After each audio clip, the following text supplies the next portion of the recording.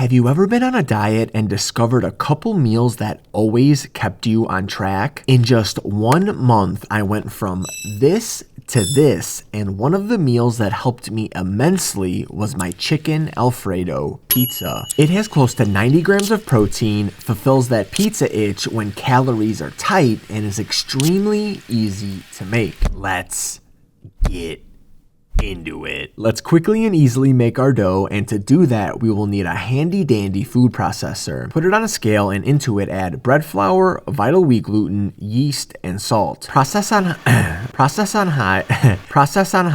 fucking shit.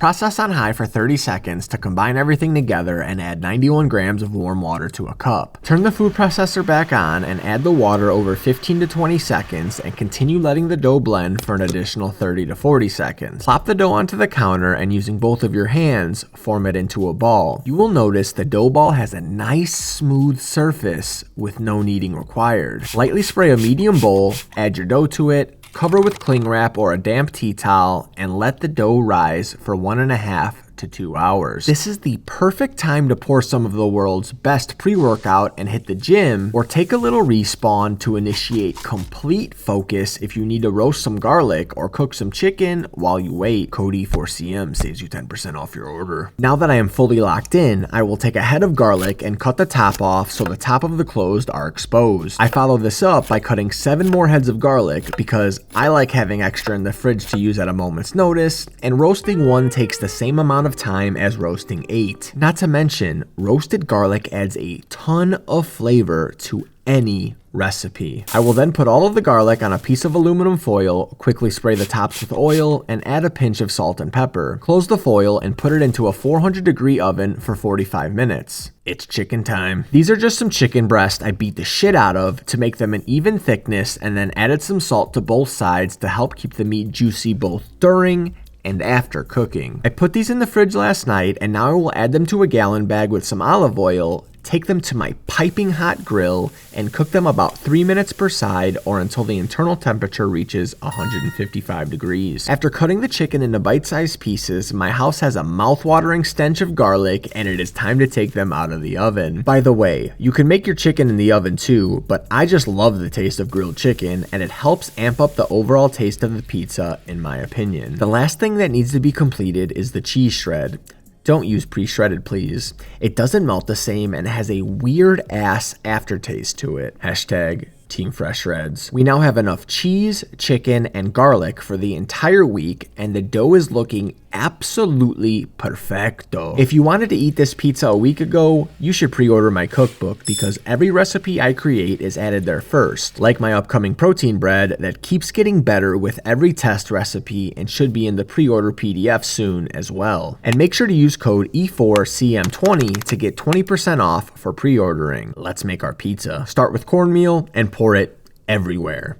By everywhere, I mean on your work surface, on your pizza peel, on top of your dough, and after you take the dough out of your bowl, on the bottom of the dough as well. Put the dough onto your work surface and start by creating a line around the entire pizza that will divide your crust from the rest of the pizza. It is important to do this to make sure we have a thick crust while also defining the area where we need to stretch. Now, starting in the middle of the pizza, push down and out with your fingers and start stretching. I am not perfect at this by any means, but I just work at it for a minute or so, and then I let gravity do the rest of the work for me.